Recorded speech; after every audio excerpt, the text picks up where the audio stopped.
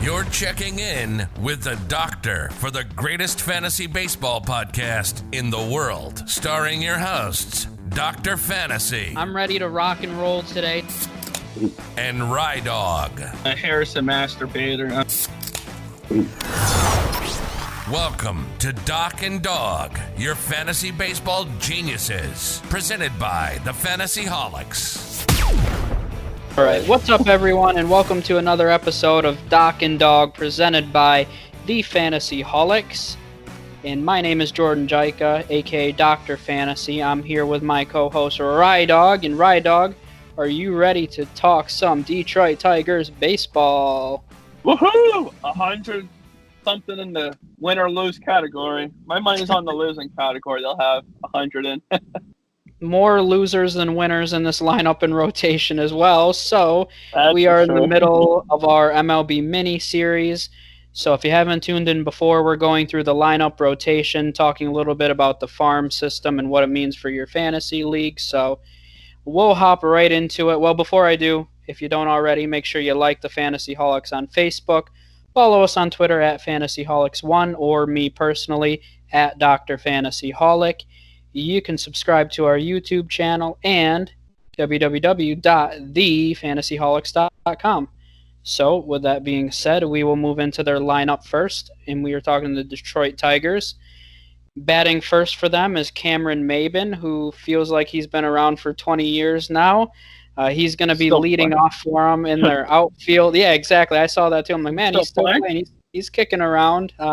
Yeah, he's still flying. We've talked about it a few times. Yeah, what a shame, really. And we've talked about it a few times that it's important to draft situations. And I can always argue that in a bad lineup, I don't mind taking the first guy in their lineup just because somebody's going to have to score runs for him.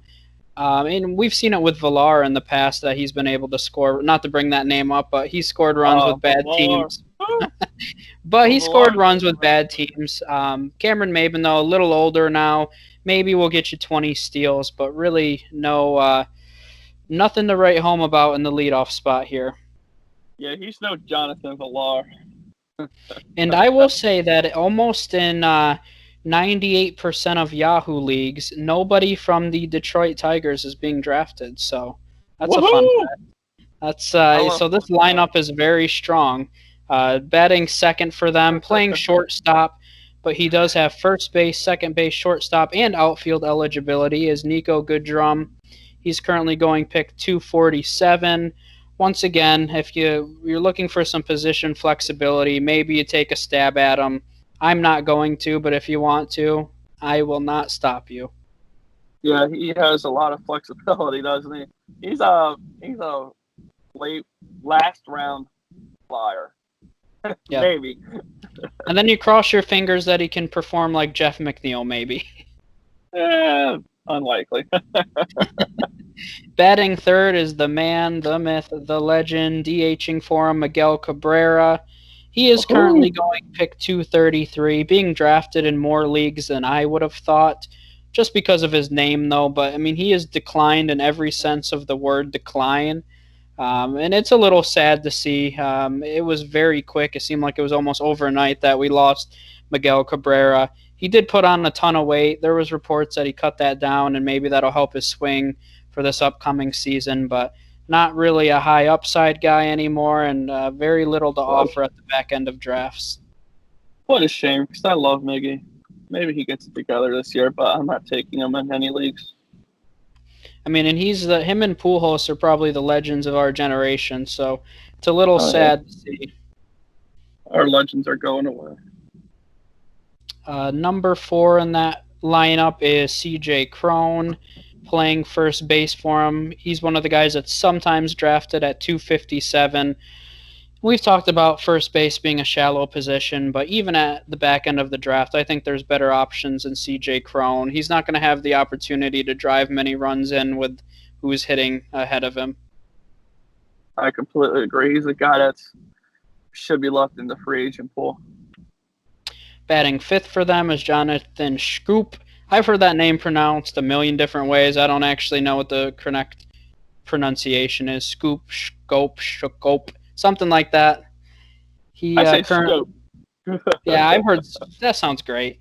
He has second. I've heard a not. So I listened to a few clips. I'm like, I want to know how to say his name. Even the announcers were saying it differently. So I'm like, everything's made up at that point. Yeah.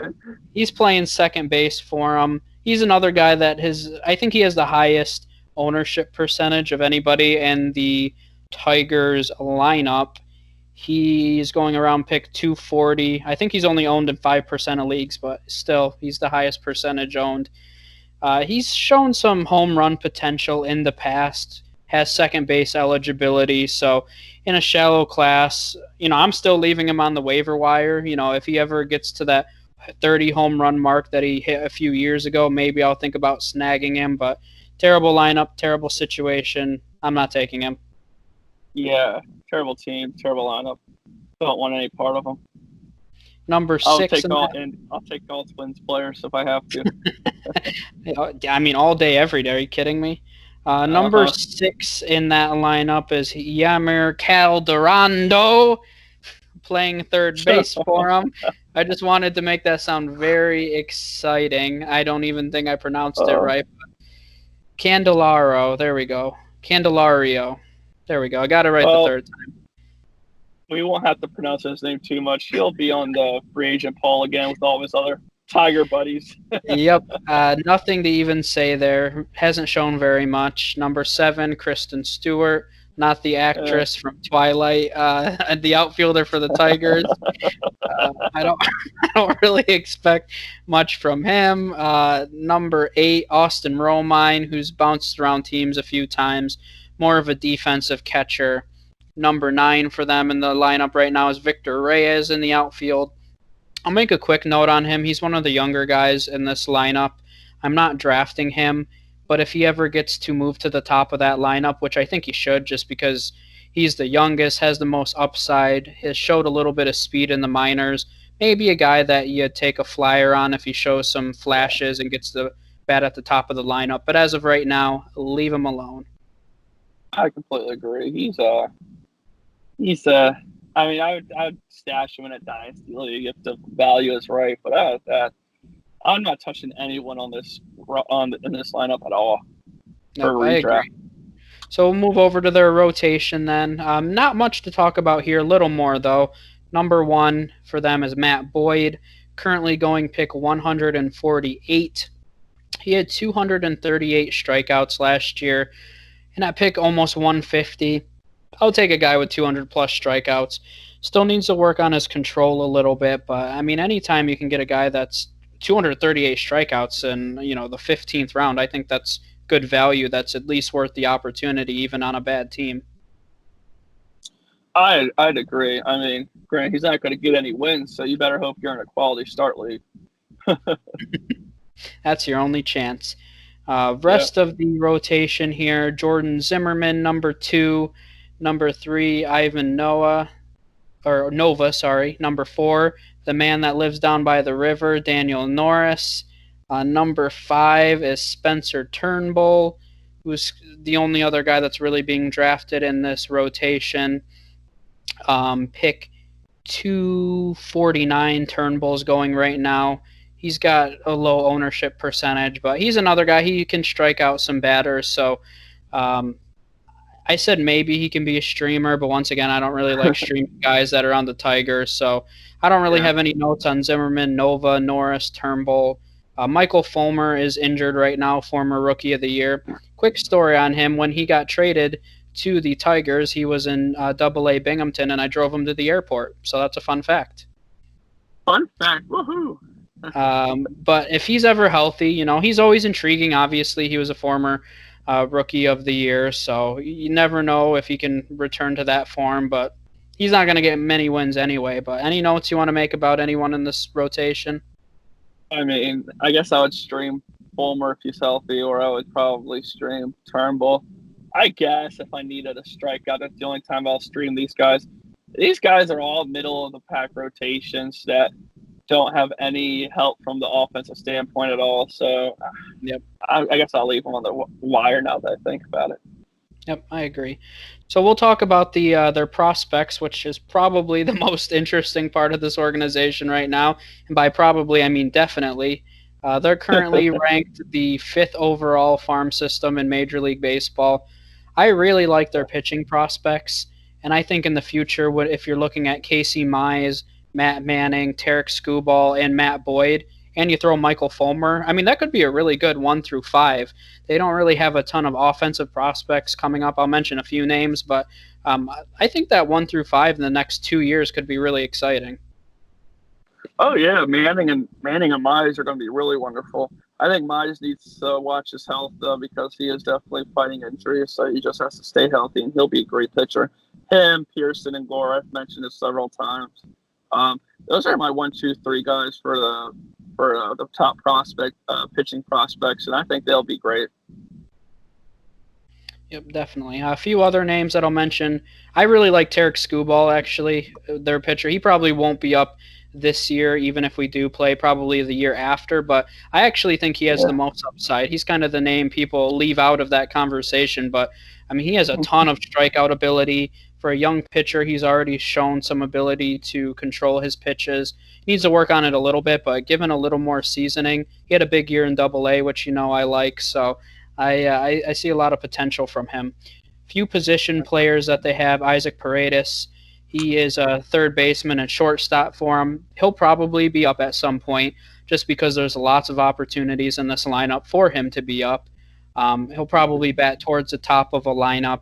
He's more of a 10 to 15 home run guy, 60 RBIs, maybe get you 15 steals. So not picking him up as soon as he's called up, but a name to keep an eye on. They also have Daz Cameron in the outfield. He's another well-rounded guy that'll probably get an opportunity to play. Could develop into a 2020 guy given a few years in the majors. So not taking him when he gets called up, but could be a name to keep an eye on. And then lastly, Jake Rogers is their top prospect at catcher. He should see some time in the majors. He's the kind of guy that's probably going to bat 230, but could be develop into a 30 home run guy at the catcher position. So, anytime a young catcher like that gets called up, I'm at least keeping an eye out on it, because the position is so shallow.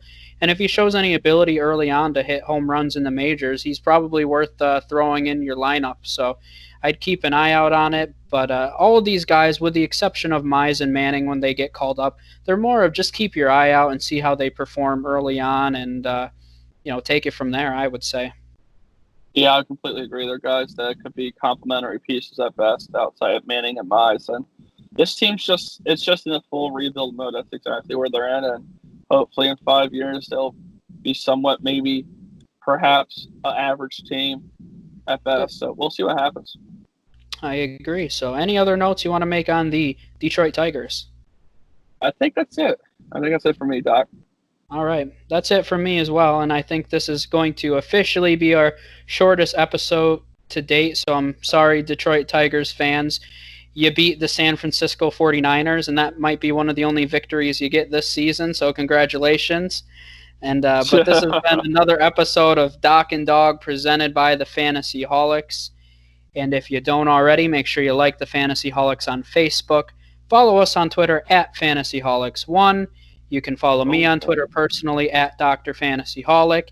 You can subscribe to our YouTube channel. And to finish it off, check out our new website, thefantasyholics.com.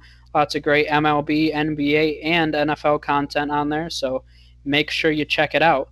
But that is all that I have today, so thanks for tuning in, and we will see you guys next time. We will see you guys later. Bye-bye. Peace.